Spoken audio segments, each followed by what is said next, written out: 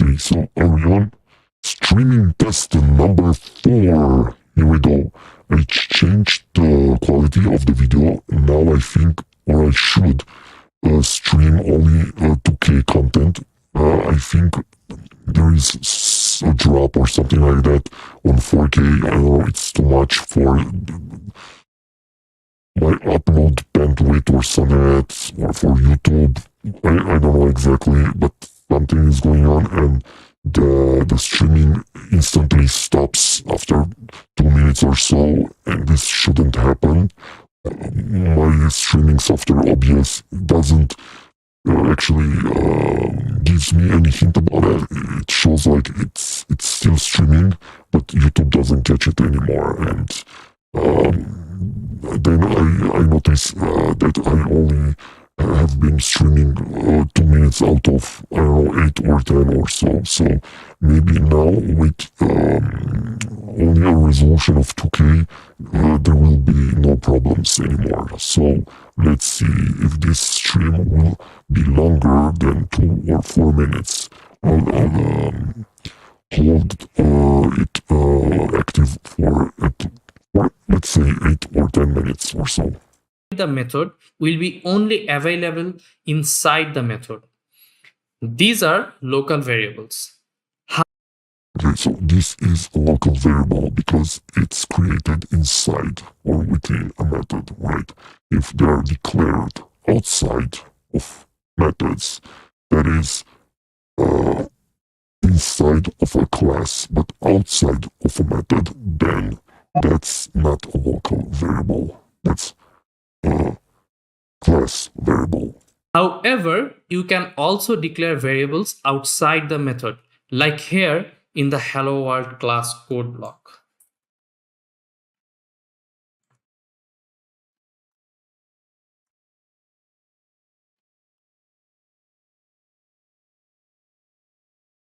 If you do that, the variable will be available within the entire class. To use this variable inside the main method, you will have to declare it as a static.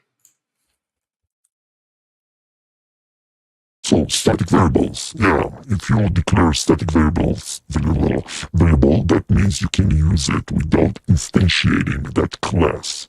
So you don't have to use the new operator and create an instance of that class to be able to use that variable. And you can access it simply by the name of the class, dot, and the name of the variable, and that's all.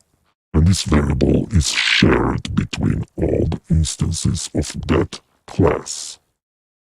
If you change the value of it in one instance, it will change in all of them. We will discuss the reason behind this in a later lesson.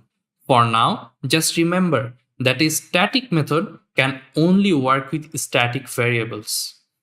Moving out the declaration of the age variable and marking it as a static has not made any difference whatsoever. But if you remove the value of the variable and attempt to rerun the program,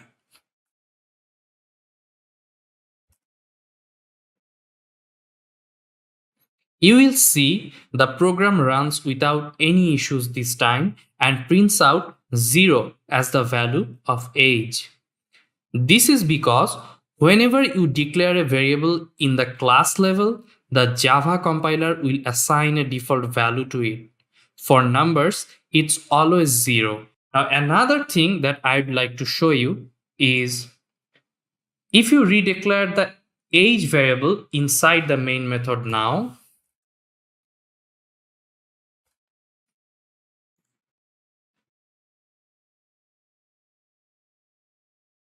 there will be no problem whatsoever because the initial declaration of the age variable is not local to the main method.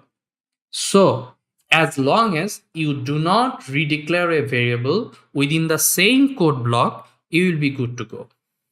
When it comes to naming your variables, you can name them anything as long as the names don't start with a number and don't have any spaces in them.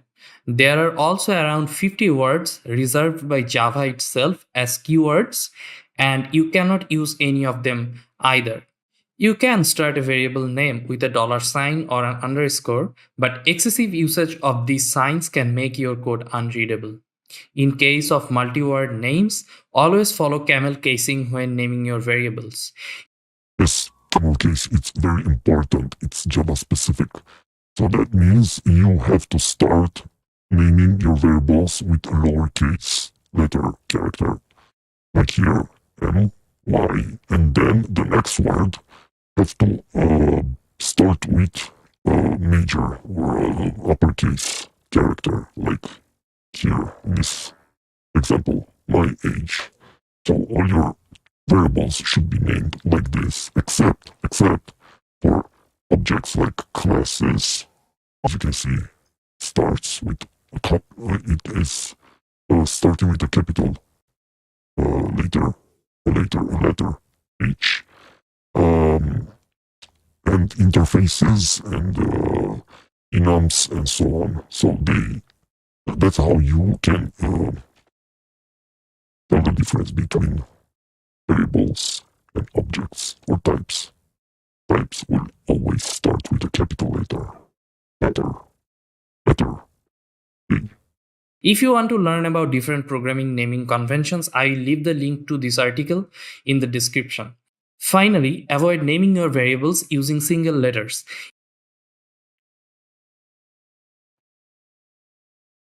Now that you know about variables, we will discuss the different types of data. Keep in mind, I have reorganized the source file to better reflect what I will be talking about. At a high level, there are two types of data in Java. There are the primitive types and the non-primitive or reference types. Primitive types store values. For example, int is a primitive. Okay, so we are 6 minutes or 7 minutes in already. I'll continue doing this streaming for 3 more minutes to see if all 10 minutes were streamed or not. Type and it stores an integer value. A reference type, on the other hand, stores the reference to a memory location where a dynamic object is being stored. We will discuss reference types later. There are 8 primitive data types in Java. 6 out of those 8 types deals with different types of numbers. First, there are the bytes. These are small numbers within the range of -128 to 127. Then there are the shorts with a much larger range than bytes, and the integers with an even larger range. If you ever need to store a value so large that it doesn't fit in an int, you can use the long type. By default, any number with no decimal point is treated as an integer by the compiler. To let the compiler know that a number is actually a long, you have to append the letter L at the end of the number. You can also use a small l instead of the capital L if you want. For numbers with decimal points in them, there are double and float types. Doubles are double precision 60. Okay, let's see how many minutes. 8.5. Okay, 1 more minute or 2. And we're done with this test. 4-bit float to let the compiler know that a number each relational operator in Java or in other programming languages. Run the code.